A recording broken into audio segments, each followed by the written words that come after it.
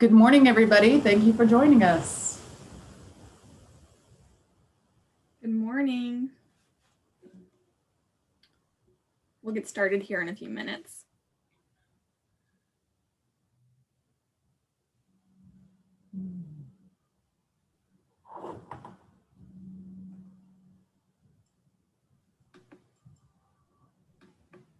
And Crystal, you'll be the only one that sees the participants that are coming in right now, correct? Yes. Mm-hmm. Oh.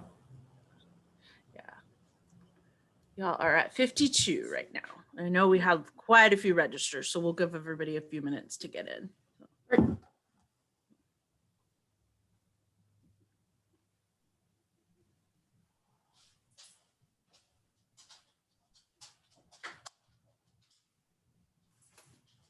Morning, Debbie.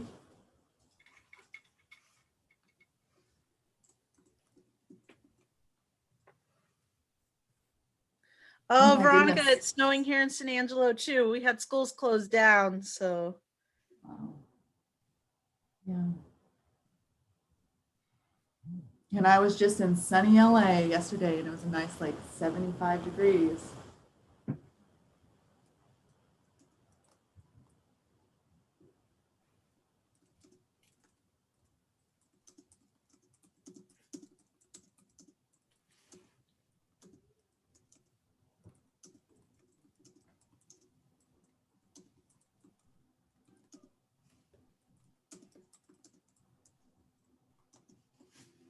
All right. So while we're waiting on participants to come in, if y'all want to go ahead and introduce yourselves in the chat, and we will have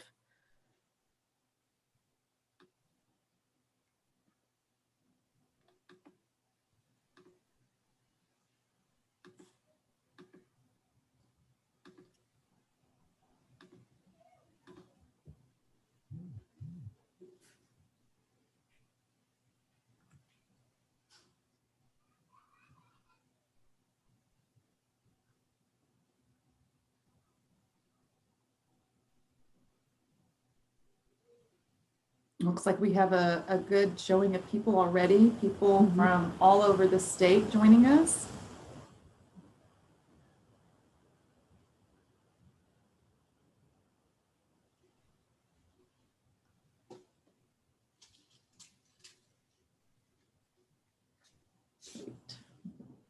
Got Corpus Christi and Kerrville and Bryan College Station and Waco and East people. Texas. Yeah.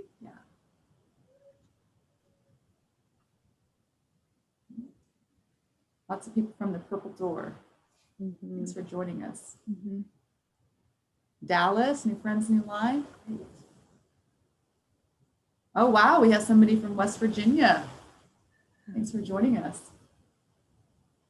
All right. Well, I have a feeling, Lord, you're going to have more people just rolling in, so we will be respectful of your time. We'll go ahead and get started. Yeah.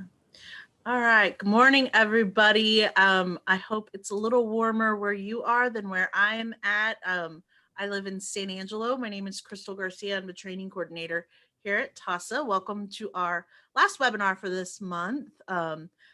And we are super excited to have Kara and Laramie here from our human trafficking team. And they have some fantastic content prepared for us today about serving trafficking survivors. So I'm going to turn it over to them. A few housekeeping things. This webinar is being recorded for TASA's YouTube channel. Pending any technical difficulties, we try to put those on the page within 7 to 10 business days. If you have any questions about content or upcoming webinars, please get a hold of me by email at cgarcia@tasa.org. Our presenters will be sending a follow-up email with content and some surveys and things that they want you to participate in after we're finished with content today. So please be watching out for that. And then if you need any other help during the webinar, I'm available by private chat. So just send me a message. I'm going to turn my camera off because that makes recording just a little smoother. We're also going to be using our Q&A and chat box features. Feel free to chime in on the discussion at any point, interact with our presenters today, I'll be watching those and keeping those going as we are listening to what they have presented.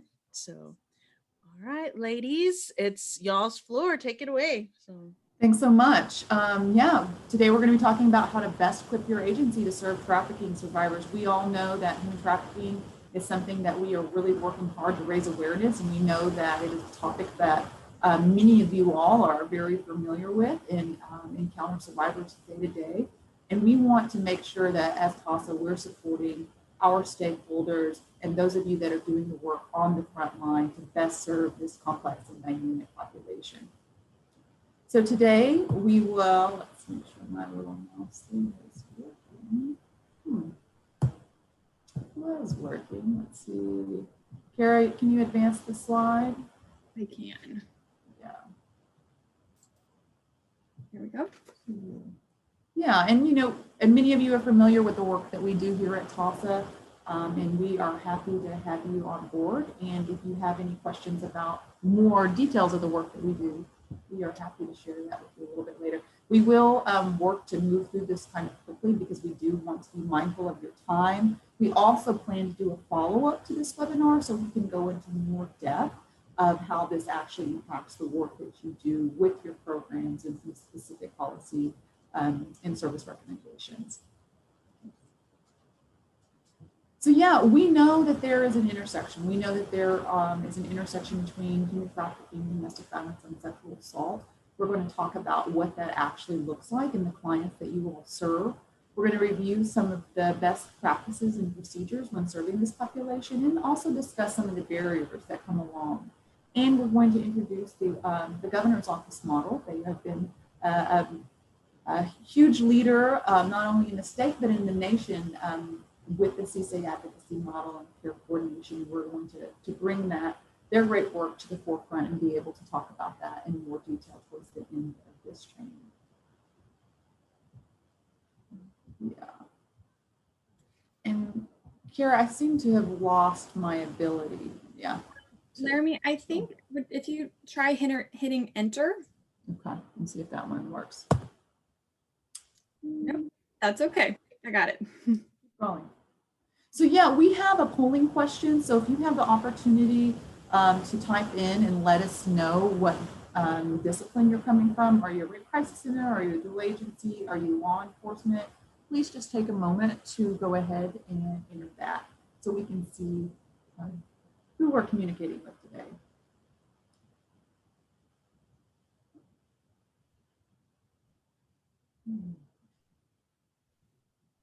It's like predominantly DVSA programs.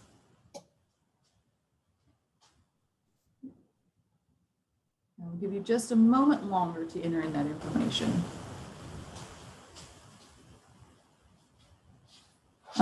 Somebody says they have an issue with static. Is anybody else having that problem?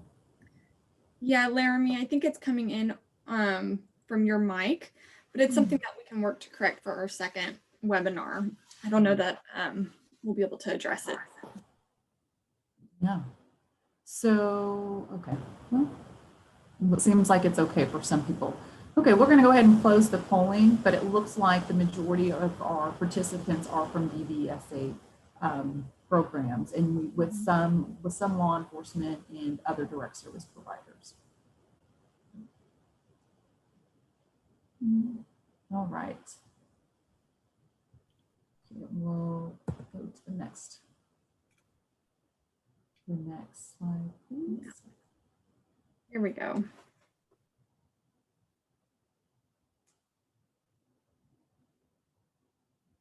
Yeah, and the next question, we want to know who you're serving. So please take a moment to let us know, are you serving U.S. nationals, foreign nationals, both, children, adults? It's helpful for us to know which populations you focus on. We know that most of our stakeholders predominantly serve adults, but we do know that children are served in a family setting or as individual clients, but we want to kind of have an idea of the populations out there. And it looks like most of you all are serving both children and adults. Great.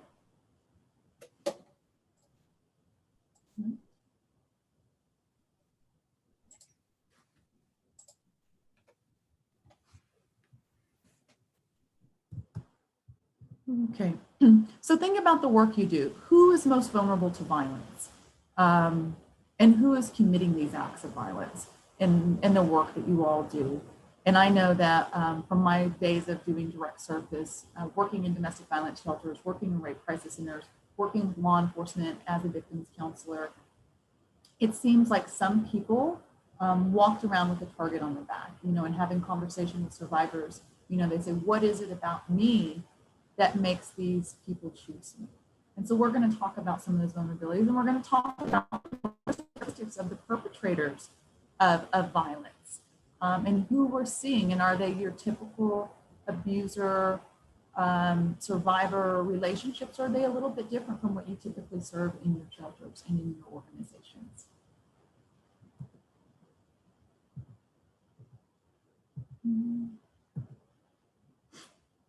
So if you think about particular vulnerabilities to violence, unstable home life. So we know that that affects many people out there, but we know that abusers, that traffickers are specifically looking for people who have had previous trauma in their life, and they are ones that know how to exploit that trauma. So they're looking for previous domestic violence, previous sexual abuse, people that are desperately seeking love or acceptance. We know that when a person has been hurt, and especially when they've been hurt by people who are supposed to love and protect them, their ability to trust, their ability to know what a healthy relationship is extremely diminished. And we know that abusers and perpetrators of violence specifically look for those traits. Overly shares information on social media. Well, any of us could be guilty of that. But think about the vulnerabilities of a person who is going through trauma, or a young person, especially, who's using those social media platforms to put absolutely everything that they're going through in their life, whether they are having fights with their parents, breakups with their boyfriends, girlfriends, having a difficult time at school. They pretty much hand the abusers and traffickers a playbook of how to exploit them by putting everything on social media. And that is something that with access to technology for survivors and perpetrators of violence or abusers, that is something that is different now more than ever. What about in the system? So think about, are you working with survivors that are in the juvenile justice system, that are coming out of probation, parole, that have been in prison? So think about all the kids in our foster care system, all the kids that are in CPS, DFPS custody. So think about those particular vulnerabilities.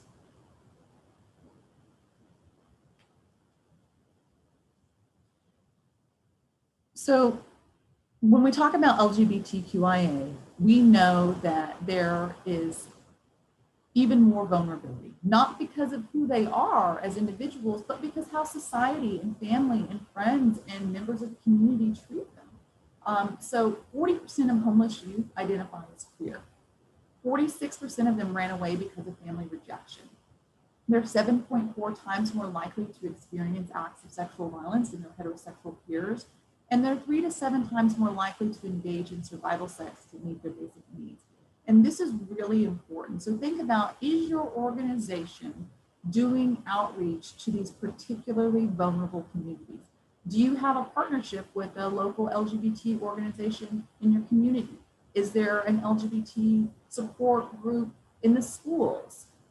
Think about where you can do outreach to meet the needs of these particularly vulnerable populations. And also, what can your agency do to make sure these more vulnerable, more marginalized populations feel comfortable and know that they will be safe and being treated with equity and respect when they come to your organization? So this is a graphic that just kind of talks about some more vulnerability. And many of these things are things that you already know. We know if somebody is experiencing homelessness, if they're experiencing economic instability, we know that they are more vulnerable to somebody coming in and saying, hey, I have a place for you to stay, but this is what I may need from you. We know that economic insecurity means people are vulnerable to all types of exploitation. But then there are things that we may not think about as much. People with disabilities, whether we're talking about physical disabilities, cognitive disabilities, we know that they are more vulnerable to violence. We know that they're more vulnerable to exploitation. and they are less likely to be able to seek services at our organization. So this is another area where we really need to make sure that we are working to do outreach in these communities. We know that if somebody is undocumented or if they are an immigrant whose abuser is using their status as another way to have power and control over them, that can be a very dangerous situation. We know language barriers. You know, what kind of outreach is your organization doing in other language? What kind of language access programs does your organization have? So these are really important things. And one thing that we may not think about as a vulnerability, if you think about somebody's religious or cultural beliefs, usually somebody's like spiritual or religious belief, we consider that a strength or a healthy coping skill for somebody who's going through trauma. But in some situations, abusers can use that faith, that spirituality, that specific religious or cultural belief as a way to continue to exploit them. And one example of that would be, you know, in a community where you're taught to respect your elders. I mean, usually respecting your elders is a good thing. We want to teach our children that. However, if it's an elder and respected person in the family or in the community that is hurting somebody, then there are going to be even more barriers to report that. Also, you know, beliefs that, you know, men and women may not be equal. That is an inherent inequity that can be exploited by abusers through the use of religion. And that's extremely hurtful and can cause even more trauma when things that are supposed to be strength and empowering can be, are used against them in forms of violence and power and coercion. So think about relationships, and this is where we see a lot of overlap in the work we do with domestic violence survivors. You know, the feeling of love and being so desperate for love that they're willing to tolerate things that they know are not healthy because the idea of being without that person seems unbearable. And then you have all the other dynamics of power and control and all the other variables of manipulation. So relationships, which we like to think about as being healthy, can actually be a tool for an abuser, a tool for a trafficker to exploit that. If you love me, you'll do this. If you love me, you will help me get money for our family to do this. And so those are those playing on that role of the partner, of the parent, of the provider, as a way to continue to violate and to exploit and manipulate.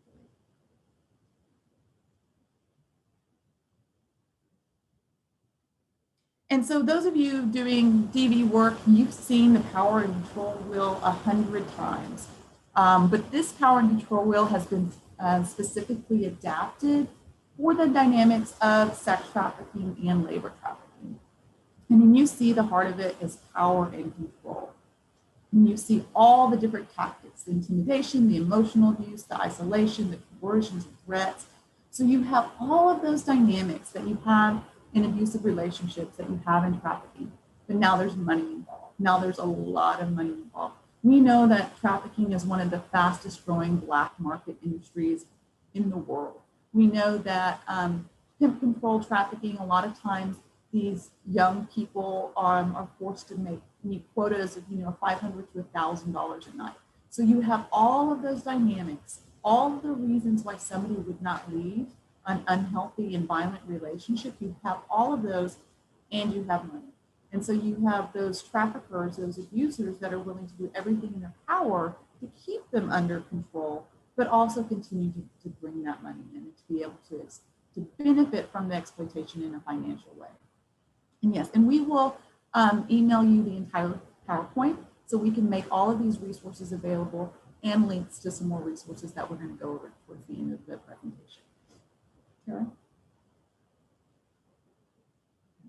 And so this is just a graphic of what that force, fraud, and coercion. So we know that when we talk about trafficking, it's force, fraud, and coercion. It's getting somebody to do something that they wouldn't normally do when they don't feel like they have the power to say no. And these are the tactics that abusers and traffickers use.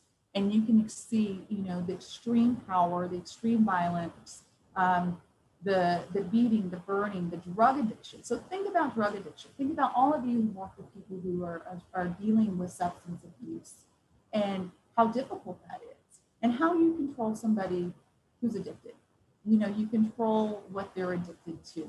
And how do you easily discredit somebody? You get them addicted. You get them addicted to drugs, to alcohol. And this happens when we work with trafficking survivors as young as 12 years old. And so when you have the power and control and the emotional manipulation, and you have the physical violence, and now you have the drug addiction, I mean, that is when you really have control. And then those create even more barriers for that person to ask for help. So somebody asked, what is seasoning? And seasoning is a way of like just beating and breaking down that person where they have complete control over them. So it's where they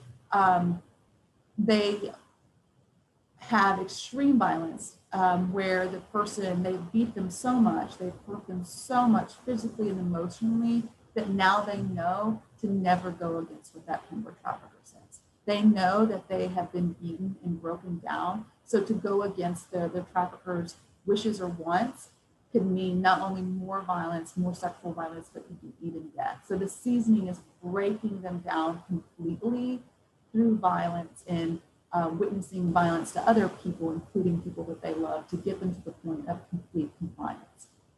The other tactic of abusers and traffickers is fraud. So think about the survivors of domestic violence that you've worked with. Most of them don't, in the relationship, it doesn't start off violent. Many people who are in abusive relationships in the very beginning, it seems like it's great. It's everything they've ever wanted. It's filling every void they've ever had. And then that cycle of violence starts. And in the beginning, it's, I'm going to love you. I'm going to take care of you. I'm going to treat you the way nobody else has ever treated you. And that is something that survivors are desperately wanting to hear. And so the fraud is in the relationship. It's the fraud is that this is going to be a safe, happy, healthy relationship, but really it's a very violent, exploitative relationship where somebody's also benefiting in a financial or commercial means. The fraud could also be when a young person is talking to somebody online and they think it's another teenager. They think it's another 14 or 15 or 16-year-old girl or boy, you know, in their hometown, when really it's a 42-man across the state. You know, the fraud could be, you know, when we look at labor trafficking situations, the fraud could be, you know, what you are signing up for isn't what you really get. So whether that is, you know, false promises of wages, different forms of employment, living conditions, it's fraud. It's the tricking of that individual. And then the coercion. You know, all of the different reasons why people don't leave abusive relationships, the brainwashing, the threats to family, the threats of deportation, the intimidation, you know, all of those fears, which are very realistic fears, that's that coercion piece. So that's how you get somebody to do something you don't want them, that they don't want to do, is through the force, the fraud, and coercion. And with trafficking, you have the force, fraud, and coercion, and you have somebody else benefiting from them financially.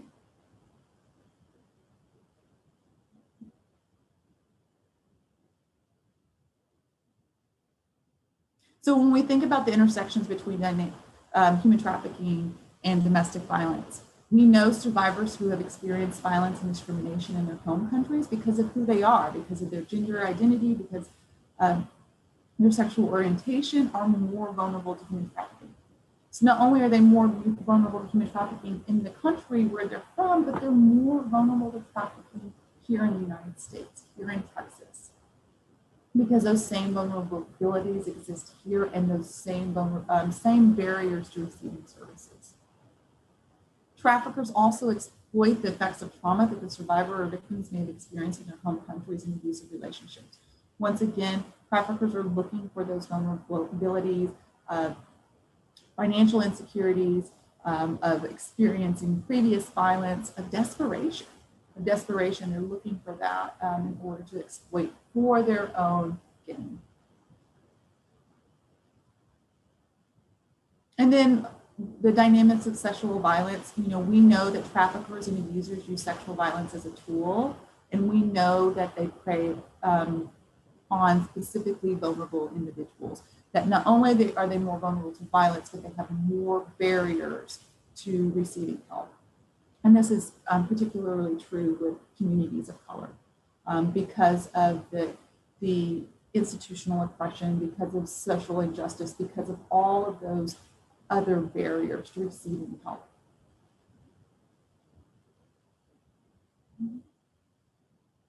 And so one of the major challenges that domestic violence and sexual assault agencies face when working with trafficking survivors is this lack of being able to self-identify. Most trafficking survivors do not identify as trafficking survivors. And so that is a really big challenge. And when you're typically working on a crisis line and you're expecting somebody to kind of say those magic words because you have limited resources and you only have a specific number of beds, and you're kind of following that script that you were taught to assess that situation, a trafficking survivor is not usually going to meet those needs when you go through that checklist, because you're not going to say, I am being trafficked, I'm being commercially sexually exploited.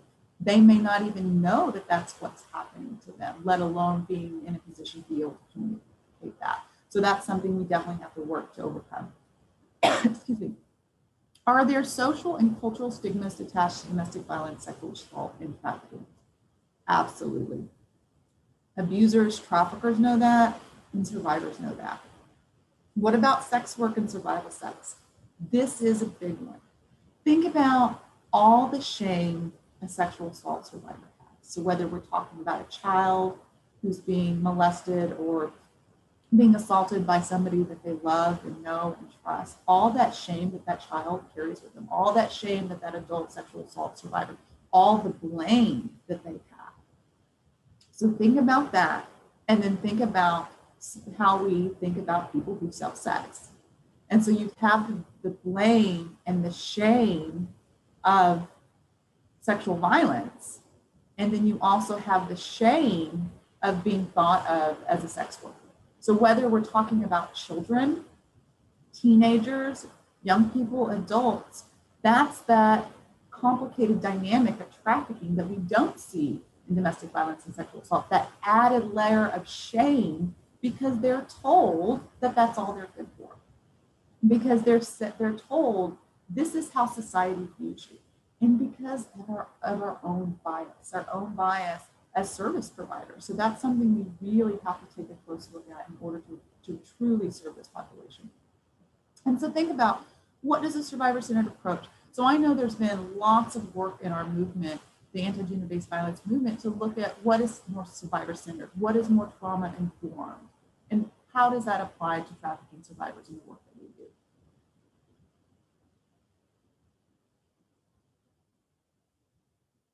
And then, are the needs of trafficking survivors the same for domestic violence and sexual assault survivors? How do commercially sexually exploited youth fit into the system? Are you working with the juvenile justice system, with probation, with parole? Do you have a juvenile justice center in your community? And are you currently doing outreach and work with them? Do you have a referral system specifically for people that are coming out of incarceration, whether we're talking about youth or adults? And then what are some of the overlapping dynamics that we talked about? Child abuse, domestic violence, sexual assault, that power, that control, that fear, that shame, that being hurt by those who are supposed to love and protect you. And so we know more about human trafficking now in Texas than we have probably a really long time, because we have studies like this one that came from the University of Texas, IDVSA, that told us that 79,000 minors and youth are victims of sex trafficking. Though this study showed us the magnitude. You all as service providers, you knew it was happening, you were seeing it, but we didn't have the numbers, we didn't have the data. But this was one of the first studies that really showed us not only how many trafficking survivors are out there, but how much traffickers are profiting from the system, especially when we include labor trafficking into that. So this is, there have been more research studies since then. This came out, I guess, just a few years ago, but this was a really great kind of groundbreaking study that really talked about who was vulnerable and how they came up with those numbers. And I'll also be happy to send that to anybody who would like it as well. It's 110 pages. I've read it all. It's pretty good stuff. So who are these traffickers? Kira, what slide number are we on? Just for time's sake. Okay. Yeah, so traffickers, who are they? So they are the abusers that are now benefiting financially. Traffickers are the masters of the art of seduction. They identify the vulnerabilities of a specific victim and they exploit it. Once seduced, traffickers use torture tactics to control them that lead to complete obedience. Traffickers use increased anti-immigrant sentiment to maintain control over victims. So think about when you are talking to a domestic violence survivor and they're saying why they stayed in an abusive relationship. So many of them stay because they're afraid to lose their children, because that is what the abuser has told them. If you leave me, you're going to lose your children. You leave me, you won't have the money to pay for rent. You'll be out on the street. CPS will take your kids. So think about an immigrant, whether we're documented or undocumented, and think about what's happening in our country today, and think about the real fear of being separated from your children, the real fear of being deported. And traffickers, abusers, they know that, and they are using that every single time. They're using that anti-immigrant sentiment. They're using what's happening in our country today to maintain control and power over their victims and continue to exploit them. Familial trafficking. How many of you have heard of the term familial trafficking? Most of us, when we first start thinking about human trafficking, we first have this idea that it just happens in places like Thailand or in movies like Taken. We know that's not the way it really is. We know that, in the movement, in the anti-gender-based violence movement, in the trafficking movement, we've moved far away from that. We know that it happens in our cities. We know that it happens in our small towns. We know that it happens in lots of different ways. And now we're finally starting to pay attention to familial trafficking. And we're hearing from our service providers that are there on the ground that this is some of the majority of the kind of trafficking that they're seeing, especially when they're working with young people. And in familial trafficking, it's a culture of violence, hopelessness, and chronic trauma. Lots of times the familial trafficker will be well known in the community and have this facade of, this upstanding community member, the pillar of the community. The familial trafficker will lead a double life and have connections to criminal networks. So think about it. On the outside, you have this pillar of the community. On the outside, it looks like this is a great all-American family. But if they're willing to traffic their children, they still have to have connections to people who are willing to pay to sexually assault those children. So they're going to have connections to this really dark and seedy underworld of people, like I said, that are willing to pay to sexually assault children. All forms of violence are used to control the trafficking victims. Sexual and physical abuse starts at birth. And so think about many of the children that you've worked with that have grown up in violence. They think that's the way life is. This is how people show love. This is how people show affection, or this is just the way it is. Being in an environment where you don't know if you're going to get hugged or if you're going to get hit, that's the same way it is in the familial trafficking situation, but the violence and the sexual abuse starts from the very beginning in order to normalize it. And many kids who are being trafficked by a loved one, they don't know that what's happening to them is trafficking. They just think this is part of their life. Rape is normalized. The family will attempt to look normal from the outside. And in these situations, the family member will always accompany them to child or to medical or social service visits, because they're, once again, wanting to look like this kind of perfect family on the outside, but they're also have an extreme amount of control because they don't want anybody from the outside, whether that's a a teacher, a nurse, a counselor, anybody on the outside to look too closely and to start asking questions, or to develop a relationship where that child would feel comfortable disclosing what's happening. And many of you have heard of the term trauma bonds or Stockholm syndrome. They all involve an exploitation of trust or power or both. They result in a bond with a person who is dangerous and exploitative. Signs of betrayal bonding include misplaced loyalty, inability to attach, and self-destructive denial. And we see this over and over again when working with domestic violence survivors, with working with trafficking survivors, and in situations where children have been abused by parents and by loved ones, from birth and through adulthood in incest situations. There is that connection to that abuser, to that trafficker, because they're not just the pimp, they're not just the trafficker, they are the person who's supposed to love and protect them. They're the person who they feel closer to than anybody in the world, and then the person that is able to exert that much control over them. So James Carnes is one of the leading researchers when it comes to trauma bonds. We actually have a lot more information about this that we can send you as well. He said, logic would say that using fear and threat is not a good way to gain cooperation and loyalty. The irony is that in a perverse way it is. Fear immobilizes and deepens attachment. Think about that.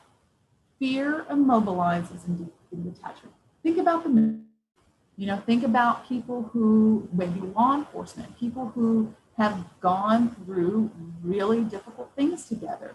Many times people feel, cemented or connected to that person because of what they've experienced and overcome.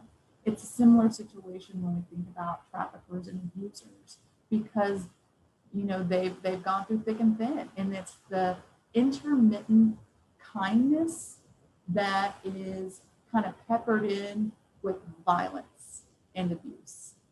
It's not always violent. It's not always horrible. They're not always in fear of their life. Much of the time they are, but every now and then there is that little piece of kindness. So whether that is a child that has been trafficked and been sexually assaulted by 12 different people that day, who's then given a Happy Meal, or allowed to go get their nails done, it's that tiny act of kindness that keeps them under that power and control and connected, and helps them get through all of that violence, all of that fear, all of that trauma, just hoping for that one glimmer of kindness or that one glimmer of affection. And that's why these trauma bonds are so difficult to break, and they're not broken easily. They say that trauma bonds can only be broken, through time and through another attachment and through long-term relationships, which is, one of the foundations of the governor's office model, which Carol will talk about a little bit later. So just think about all of the reasons, the survivors that you work with feel connected to their abusers. It's the same kind of connections to the traffickers, but now there's even more at stake because of the financial element.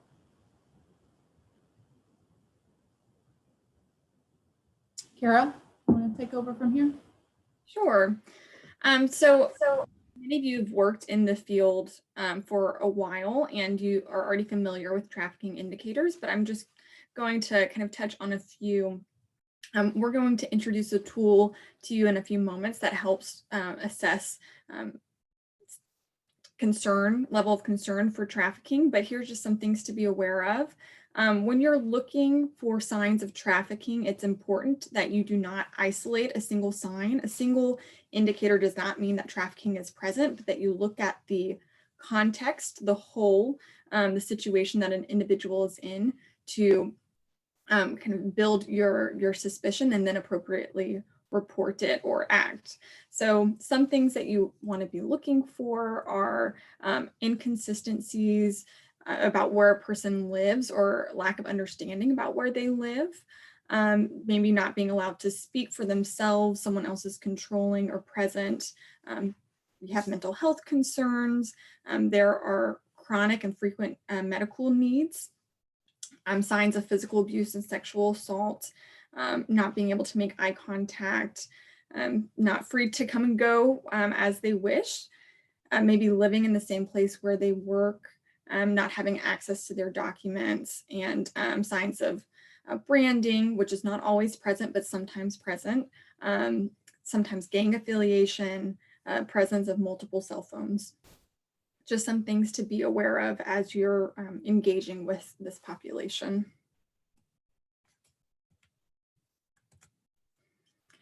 All right, so at this stage in our presentation, we would typically lead you through a series of questions to better ascertain how you guys are experiencing trafficking in your agency and how you're responding to that. And so what we've actually done, since we have such a large group of individuals here, is we have a questionnaire which you can take following the presentation, but it will also be linked in the chat and emailed to you. But just it asks a few questions such as these.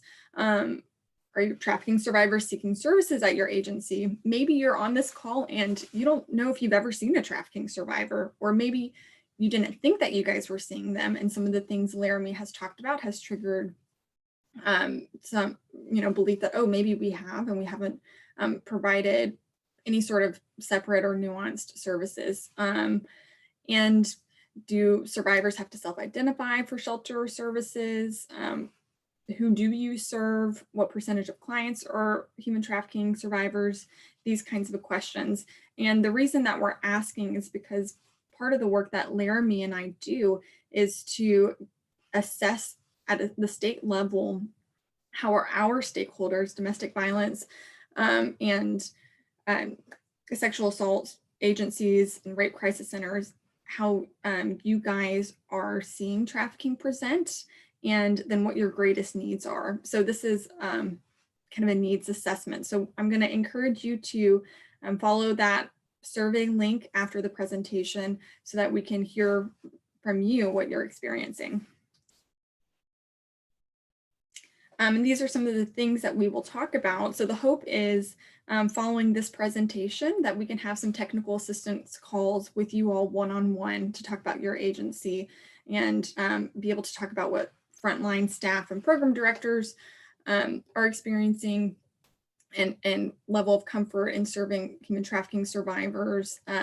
We can go further into specialized training, dealing with issues like recruitment, peer recruitment, and what your relationship is like with law enforcement and referral partners. So now I'm happy to jump into the portion of our presentation which covers the Office of the Texas Governor's model for handling child sexual exploitation in the state of Texas, specifically their commercially sexually exploited youth advocacy model, CSEY Advocacy. So that's whenever I say CSEY, what I'll be referring to. I was very fortunate to have my initial exposure to the governor's office and their models for CSEY advocacy and something called care coordination back when I lived in Beaumont, Texas, and I was working with the Children's Advocacy Center there. And I had the privilege of meeting and working with the group that became our CSEY advocates in that region, which was Harvest House. And they provided provide specialized advocacy services that really bridged the gap for youth with our other partners. So I have seen the benefit of this program play out in my own community, and I'm excited to talk to you about it because our hope is that some of you would say, we would like to move forward and build capacity for this kind of specialized CSEY advocacy at our agency. And let me just move on forward and I'll tell you a little bit more about the team. So the governor's office is comprised of an amazing team. They have regional administrators that are broken up into 5 sections of Texas. And then we also have our state Austin-based staff as well. So we've put their contact information here because what we'll do for each of you in your communities is connect you to the regional administrator that is closest to you, and the regional administrators are truly experts on that area and will know what pieces are already moving and what partners have already begun to do work. So we have the link here to their website. The governor's office has an immense amount of resources on their website, including this roadmap for Texas communities to address the exploitation of youth. And it's a wonderful tool, but we are going to provide those resources to you as well at the end of the presentation. So the first thing that I want to talk about is identifying CSEY youth. So there is a tool, the Commercial Sexual Exploitation Identification Tool. It was first developed out of West Coast Children's Clinic in California. And this is a tool that is being used across the state to identify a level of concern for children who may have been exploited. So this is an online tool that helps professionals identify indicators, and it is used by those who are working directly with youth. And the final score of this online assessment is a level of potential concern. So you may have no concern, possible concern, and clear concern, but what this tool does is tell you, okay, follow-up may be warranted at this stage. It doesn't definitively say if trafficking is present or not, but that there's enough concern to move forward and engage some more service providers and ask some more questions. The tool is not used face-to-face with a child. It is used after working with youth and done separate away from them. And so if you want to start using the CSEY-IT, what you'll do is you can follow the link that I have here in this PowerPoint, and that will take you to an information sheet developed by the governor's office along with Allies Against Slavery. Allies Against Slavery is hosting the Lighthouse platform, and this is the tool where you can input your CSEY-IT scores or to where you can take the CSEY-IT, and then that the scores are compiled and saved there. And you know, there's significant training available to kind of guide you through this process, but it's de-identified information that is put into the program, so you're not needing to worry about security. And there's lots of information there that we can dive into, but for the sake of time, I'll just keep it moving us along. So once you've identified youth, then the next question is, what now? How do we best respond to them? And so that's where CSEY advocates step in. CSEY advocacy programs are nonprofit agencies that engage in advocates to provide individualized 24/7 crisis response. So this is a long-term relationship that occurs right at the initial recovery of a child. So say law enforcement has a sting operation, and then they've recovered a child and they call whoever's the CSEY advocates. The CSEY advocates are engaged and may respond straight to the hospital, but they respond in real time in the middle of a crisis and build that initial relationship. And then CSEY advocates are there throughout the entirety of a child's recovery, right, and experience coming out of exploitation. So advocates are providing crisis response, basic needs, potentially bringing supplies to the hospital, change of clothes, coloring books, fidgets, food, personal support. They provide case management, advocacy, and support and justice activities. So the CSEY advocates are the advocates for the child, but they're also assisting that child to understand the system that they're in. CSEY advocates meet youth where they are, so usually within 90 minutes of recovery by law enforcement. They provide basic needs, like I mentioned, and build rapport, establish a non-judgmental and supportive relationship, accompany them to appointments and placements. So that could look like, oh, if a child's been placed at a residential treatment center, maybe the advocate will accompany them to the residential treatment center. Going to medical appointments or really whatever is best suited in that scenario with that child, but providing some in-person real support, support activities of law enforcement and medical advocates we all know that working with youth who have already been traumatized by multiple systems, you've got some trust barriers, some major trust barriers that you have to overcome. And the advocates can do a great job of explaining the system and help break down some of those walls that have been built up. And then advocates provide that long-term advocacy over the course of months and or years. And for our rape crisis centers and DVSA shelters that are on the call, we recognize that this is not your traditional advocacy, right? It's not, it goes beyond hospital accompaniment and short-term follow-up. So there are already a large number of CSEY advocate agencies across Texas. You can see here in the blue. And I just would like to point out that much of this slide content comes from the governor's office, from their child sex trafficking team. So here we have a breakdown by regions, but you can also see that there's a lot of gray out there, and you may see that you're in one of those gray counties. You may be a great fit for CSEY advocacy because the idea is that this kind of advocacy would cover the state. Here's another map. This just shows our county coverage as rape crisis centers, DVSA agencies. And you can see the red dots indicates where there is an existing CSEY advocate agency or the coverage that they offer. So there are a lot of areas that we can still expand.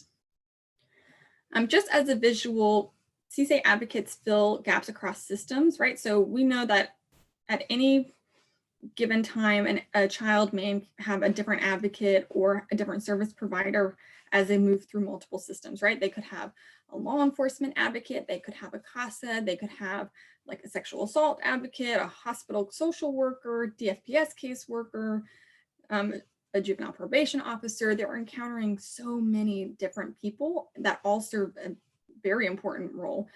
But CSEY advocates, they're going to be the consistent advocate from start to finish throughout all systems. Right, so this is a long-term commitment, and it's a very specialized role. So flexible case management is important, being communicative with the partners, and really strategizing on how best to serve that child is also very important. Many of you have probably heard of the stages of change model. This is a model that's used in addiction recovery groups. It's also used to support trafficking survivors coming out of their exploitation. And the advocates are critical, provide a critical support role as survivors move through the stages of change. So let me just populate these here.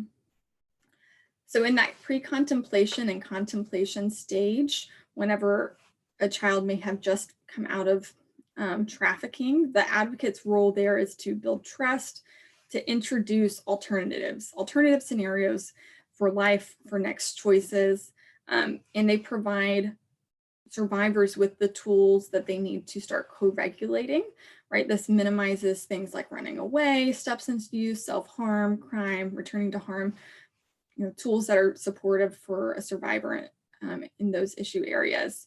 And then once we move into preparation, case management comes alongside advocacy, and goal setting is used, service planning and strategizing, and those often occur, well, they do occur concurrently. In areas where care coordination exists, which I'll talk about in a moment, there may be another partner that is helping do the case management work, but in the absence of a care coordination system in your area, the advocate takes on case management work. When we move into the action stage, that's where we see greater engagement in services, right? So possibly working with the survivor, maybe working with law enforcement, participating in therapy, remaining at their placement without running. And then we move into maintenance, and that's where we then continue to provide support as a survivor may relapse and continue through the stages of change. So then I'm just briefly going to talk about care coordination. Your regional administrators are going to be the best tools to assist you in understanding what other partners are doing in your area, but here you see the 5 regions broken down by the governor's model. And within these regions, there are areas that are providing coordinated response among multidisciplinary team members to collaborate and share information around a single child. And so this is a more collective approach to supporting recovery needs and the law enforcement and prosecutorial needs in a region. So if you would like to know more about care coordination, we can talk about that in our follow-up conversation, and I'll also connect you with your regional administrators. So now let's move into talking about assessment of capacity and your readiness for CSEY advocacy, because I'm sure that the depth of kind of this work seems a little bit overwhelming, but we'll break it down. So if you want to provide CSEY advocacy or thinking about it, what are the things that you're going to need? One, you'll need staff capacity, right? This is beyond the work that your traditional staff offer, right? This is, you're going to have an on-call plan and enough staff to be able to provide that long-term support to a child, a survivor. And forgive me for saying child, I also mean young adults. This program is specifically modeled for individuals up to age 22, but as you move forward after doing CSEY advocacy for a while, you may expand these services above that age. So you need staff capacity and funding, right? We all need funding, but you don't want to try and roll out one of these programs without understanding the need that's going to, your staff is going to experience, and to plan appropriately for that. You'll need specialized training, right? So there are a couple of examples: our commercial sexual exploitation identification tool, the CSEY-IT, which I mentioned, motivational interviewing, trust-based relational intervention, TBRI. Those are a few among many. And then you'll need to meet the Office of the Governor's minimum standards and Presidium minimum standards. And Presidium is a group that has done an assessment of best practices and minimum standards for abuse risk management. Right? And that was commissioned by the governor's office and is a phenomenal tool. Even if you are not yet ready for CSEY advocacy, to be looking at and reflecting, and it is a tool to protect your agency and the work that you do. So you'll need to be able to meet the standards that are outlined in these 2 documents. And very importantly, you'll need support from partner agencies. Okay, because this is not work that can be done in a silo.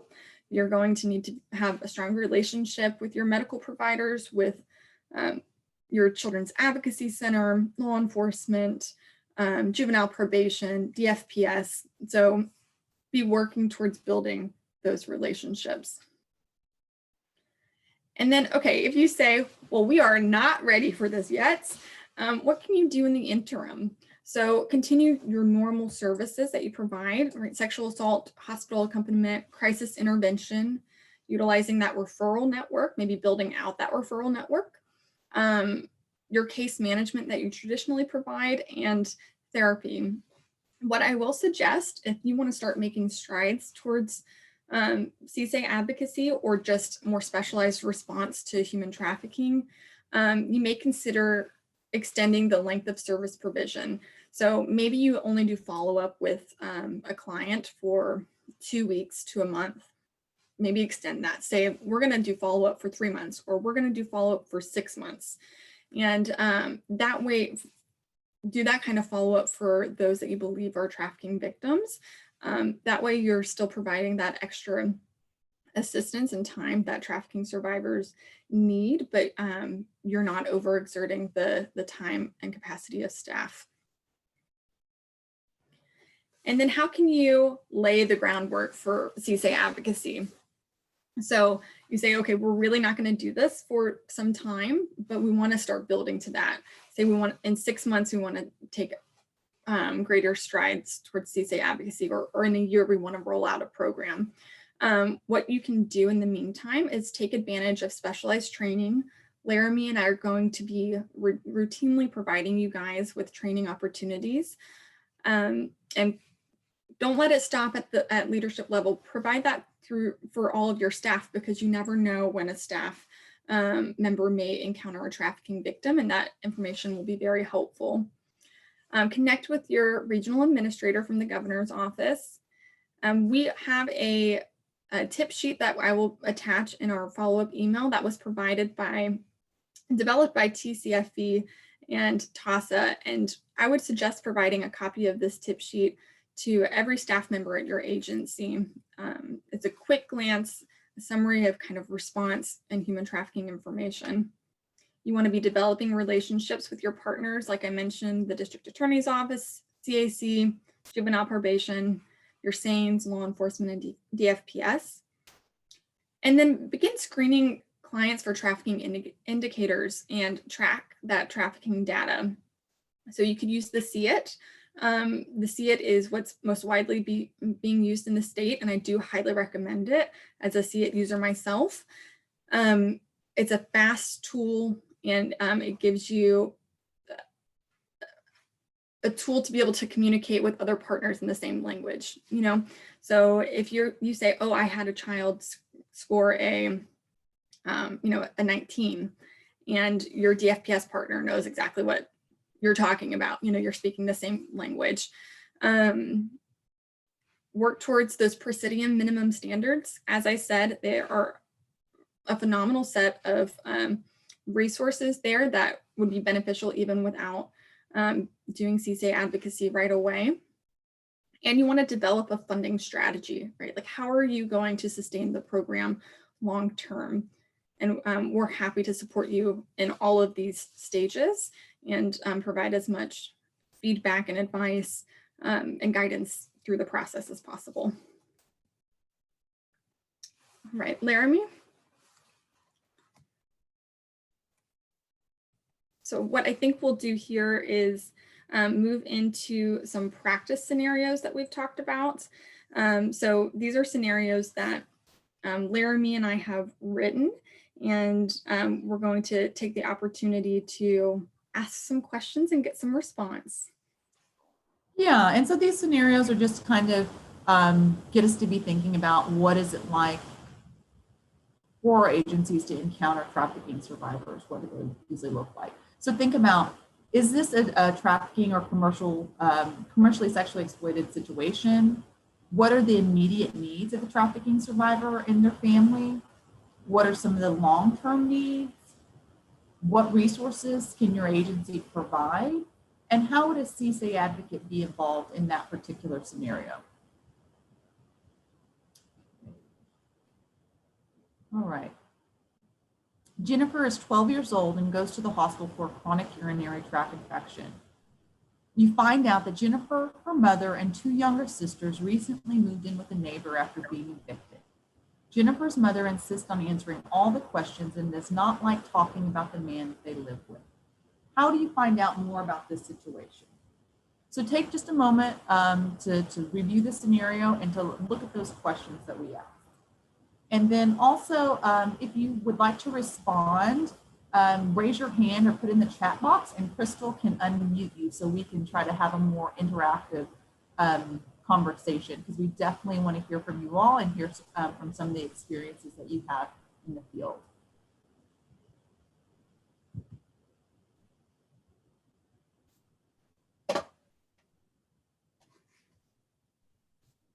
Laramie, can you see the screen still? I see the very beginning of the PowerPoint. Oh, okay. One moment, guys. My screen. Technology, my favorite.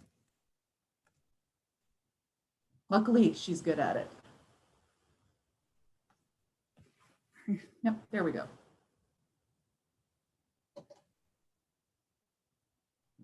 Does anybody feel comfortable talking about this scenario? If so, just raise your hand or put your information in the chat box, and then we'll go from there.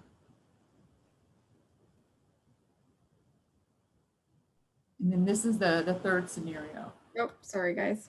Yeah, you want to go back to the let's go back to the first scenario and then give somebody an opportunity to talk about that. Yeah. Sorry, technical difficulties. Mhm. Okay. Or I could just start calling people's names. You and I can talk about it too, what we would do. And is it Jeannie? Yeah, just unmute yourself, Jeannie. Great, thanks for joining us. Tell us who you are and where you work. I'm a victims advocate at a dual sexual assault domestic violence agency in Anniston, Alabama. Oh, excellent. Thanks for joining us from Alabama. So first of all, in this scenario, do you see any red flags for trafficking or exploitation? Well, I mean, there's obviously a red flag when you've got the mother not wanting to talk about the man that they're living with, whether it be a trafficking red flag or a possibility of abuse red flag. Absolutely. And what are some other red flags that there could be some either sexual violence, abuse, or neglect? It turns my head sideways when a child has chronic UTIs. It could be no big deal, but it could be an issue. Right. But we definitely see some vulnerability because we know that the mother has just recently become homeless and is now staying with somebody. So do we know what the mother's role in the situation is? It would be easy to look at it and say maybe the mom's doing something or covering something, but it could be just that she's afraid of DHR and that kind of. Right. So that's the thing. You don't necessarily know. I don't know from neglect problem. Right. There are definitely some red flags. And let's say in this scenario, Jennifer does make an outcry that she has been sexually abused by the man in the household. So mother could also be being abused. We don't know. Mother could be so concerned about ending up homeless that she doesn't know what's happening. She could potentially know what's happening, but doesn't want to say anything because she doesn't want to end up in the street. Or she could be actively allowing the situation to go on in order to have a place to stay. We don't know. Whose job would it be to actually find that out, what the role of the mothers in the potential trafficking situation? Whose job is that? If the mother is actually being involved in trafficking. As an advocate, if I have a 12-year-old that makes a sexual abuse allegation, I'm going to believe them to start with, no matter what. And so I'm going to act on that and start getting involvement from law enforcement, Department of Human Resources. So it may not necessarily because she's already made an allegation. At that point, everybody's coming in. Right. So it's law enforcement's job and Department of Family Protective Services to decide what mom's role is. As an advocate, your job is obviously to believe, to make sure that the child has actual access to a sexual assault forensic exam. That's also where our partners with the Child Advocacy Centers of Texas comes into play. Whether that sexual assault forensic exam is done at a Child Advocacy Center or at a pediatric hospital. It's very different depending on what region of Texas you're in, but that's where those collaborations are going to be really important. So it's almost the same. I'm so sorry. Oh, go ahead. It's almost exactly the same here when you have a 12-year-old that makes an allegation that they're going to go to the children's hospital, and then you're going to have the Child Advocacy Center come in for the forensic exams and interviewing. But as an advocate, you. Right. So it's going to be very different depending on 100%. That child isn't returned to that same home with those same people. Right. So knowing who your local partners are, having that relationship with law enforcement, having that relationship with the Child Advocacy Center, with the hospital social workers, and then, finding out what it is. So let's say for the sake of this scenario that the mother is not involved in the trafficking. So where is this family going to go? Because obviously they can't go back to the house where they were staying. Would they be able to receive services at your shelter? And what is the process? What I would do is I would call the shelter to do an intake, and the mother and the children would all three be able to come to the shelter for residential. And that part, we would start getting them equipped. We have something called an emergency solutions grant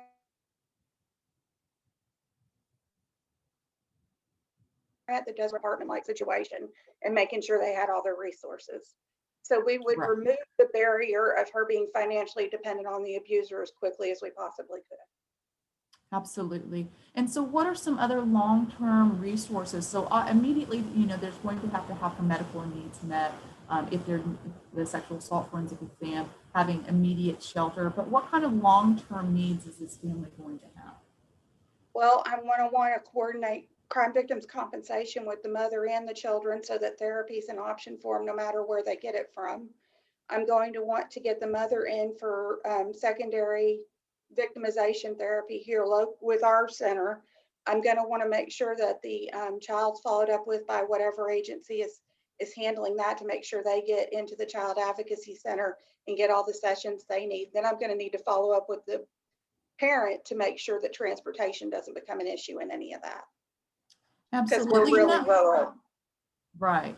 And that would be some of the role of the CSEY advocate, to be there with Jennifer from the very beginning to help connect the family with the resources, to work if there is a coordinated care team with the CAC, and to continue to make sure the short-term and the long-term resources are accessible, and staying in contact with Jennifer and that family throughout the entire process.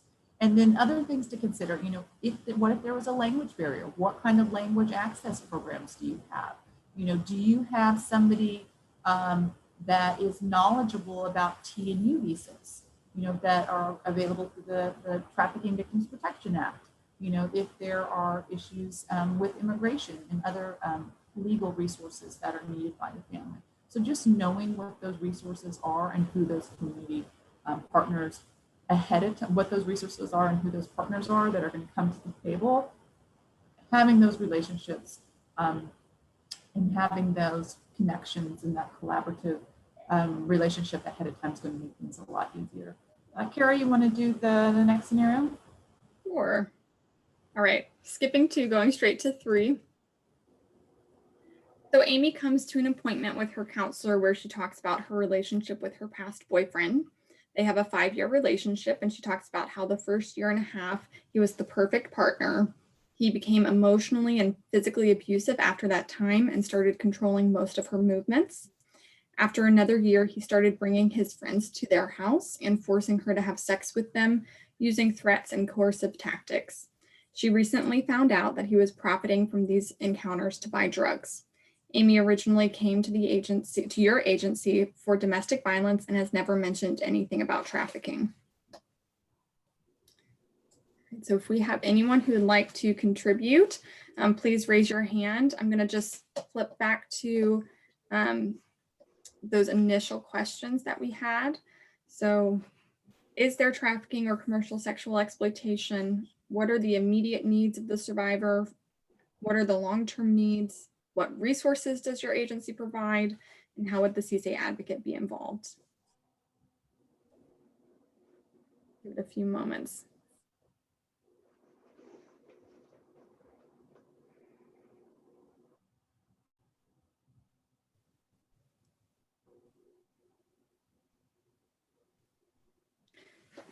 How are you feeling, Jeannie? You want to jump in for round 2? I am ready for round 2. Okay. All right. What do you see? Well, I mean, I see commercial sexual exploitation is very obvious with that one. I have a concern because whenever somebody's in a situation that someone's using drugs, chances are that person is too, and that changes their ability or their feeling about their ability to tell law enforcement or reach out for resources because they're afraid of criminal repercussions for themselves. So that's something you have to be prepared to address. Mm-hmm. And she came in for domestic violence, but never mentioned anything about trafficking. Mm-hmm. That's almost every trafficking client I see. They never come in the door and say, I'm being human trafficked. They come in the door and say, he's hitting me. And then I'm seeing as much as 6 months later before they say he's raping me or he's forcing me to prostitute or something into prostitution or something like that. Mm-hmm.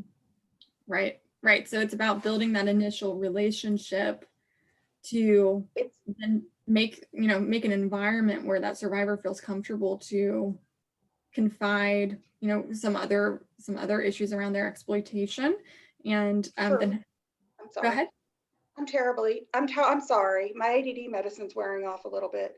It's one relationship back for me though, because if I can't tell my survivor that I have a relationship with a police officer and they don't arrest people for using drugs when they make sexual assault complaints, and say that with confidence because of a history of established services, then they're not going to talk to anybody. They're just going to be trying to cover up Mm-hmm. Right.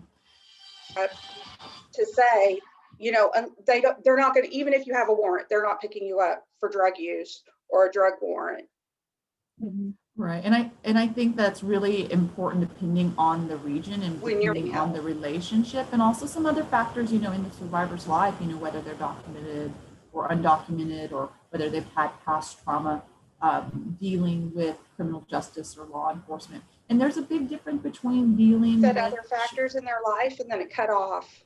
Oh, yeah, and big difference is whether you're dealing with children and adults, and what is your confidentiality policy. And so that's one of the good things about working with process stakeholders as rape crisis centers and domestic violence shelters. Confidentiality is one of the key things to advocacy. So having that relationship, but also having the relationship with law enforcement. And is this a situation where you need to report anything?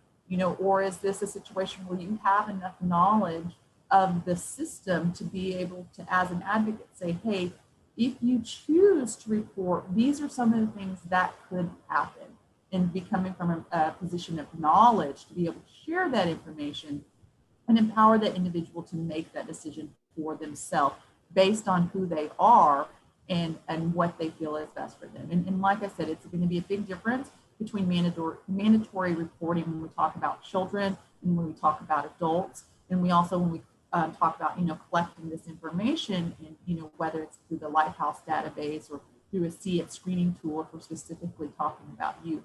So knowing what those relationships are, knowing what the process is, and to be able to inform that survivor, to be able to make that decision that's best for them and who they are and what their life experiences are. Absolutely. And I'd just like to point out, we have had a healthy dialogue going on in the chat log. So thank you for everybody, Carmen, Clarissa, Heather, Dina, for contributing. We're going to save the chat history as well from this meeting, but Carmen made a good point. It's also important to be educated on the services in your area for the undocumented. And that's going to be an important, dynamic to consider as you're looking at human trafficking, because I'm certain will encounter victims that are not exclusively sex trafficking victims or domestic sex trafficking victims, but also victims of forced labor and sexual assault in that exploitation. Thank you, Carmen. Right. Laramie, are we good?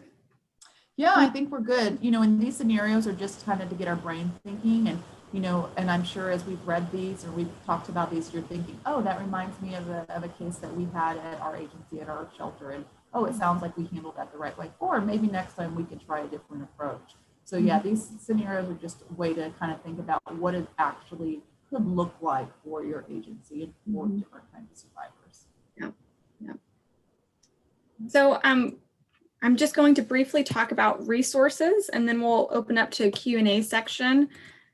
So we are going to send you an email, as we've said a few times, with a variety of resources, as well as this PowerPoint.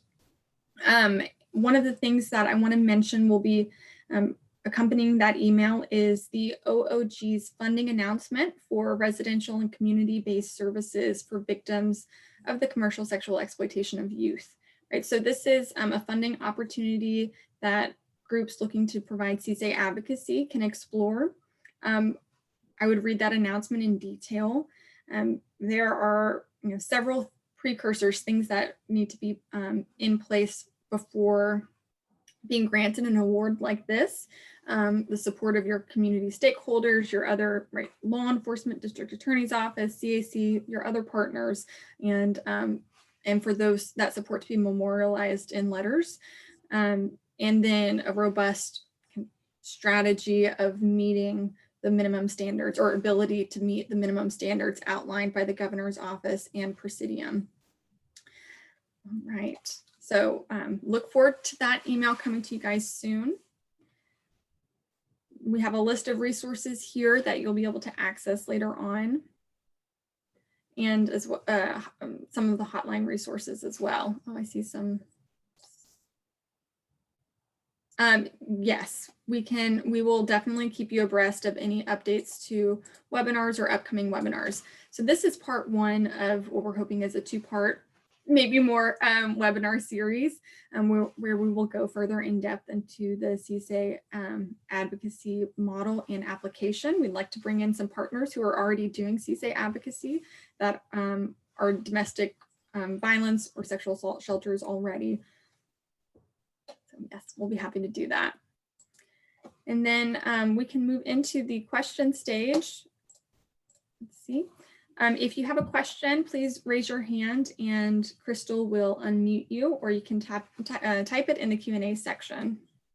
Right, and somebody had put in the question about how to know about webinars in general. So Crystal's going to be a great resource as our training coordinator with TASA, and she's going to be sending out emails of all the different TASA webinars that are coming up.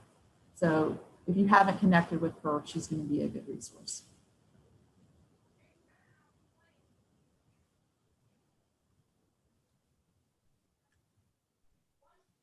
Yeah, we'll just, go ahead and raise your hand or put a question in the chat box and we'll be happy to answer. The other question that I saw, yes, the funding from the Office of the Governor is Texas specific because it is from the Governor's Office Child Sex Trafficking Team.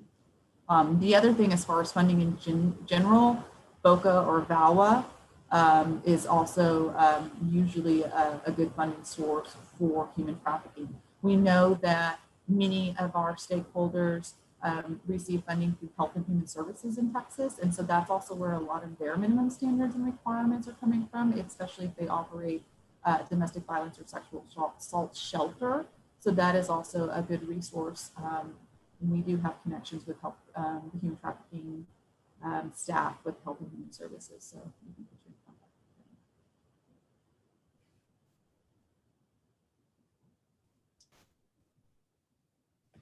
Yeah, and then somebody's bringing up increase in sex trafficking victims during the pandemic. Absolutely. So we know that this pandemic has changed people's entire way of life.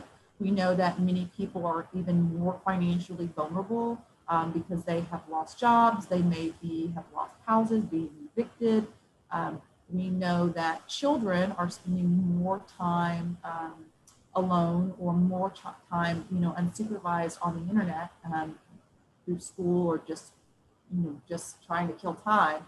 And so we know that makes them more vulnerable. We know that traffickers have used different tactics that are specific to the pandemic and quarantines, saying things like, hey, I saw on Facebook that, or Twitter or whatever it is kids use these days, that your family's having a hard time. I know a way that you could make some more money. Or, hey, I know you're probably wanting to help your family out. And so traffickers are using this very specific time and changing the way that they recruit. They're not doing oh, you want to be a model, you want to be a singer, you want to be a star. They're like, hey, I know it's a tough time for you and your family right now. I know a way you can make some cash. The other thing is that so many survivors, maybe that were in the line previously, but now are out, are having to resort to survival sex because they have no place to go or because they are in a very precarious situation with their living environment. So it's just makes everybody more vulnerable. And it's a difficult time. And so we also know that many of our service providers have had to drastically change the way that they do things. one of the major resources that our sexual assault agencies provide is that sexual assault accompaniment piece to the hospital after somebody's been assaulted.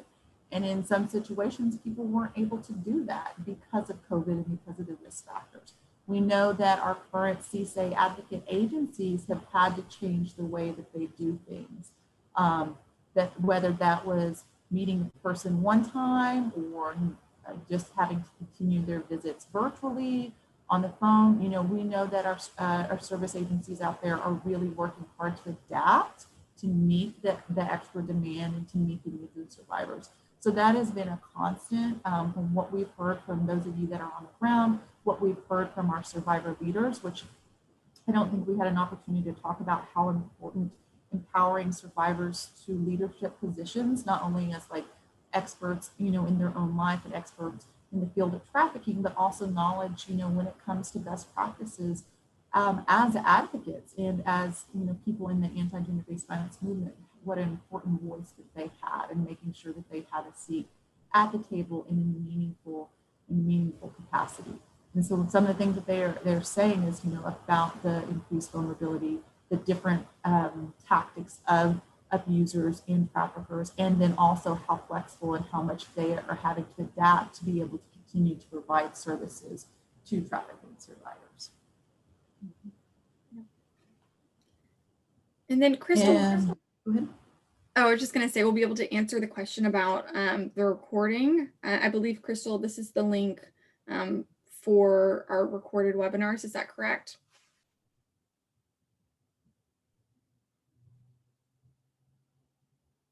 You're still muted, Crystal.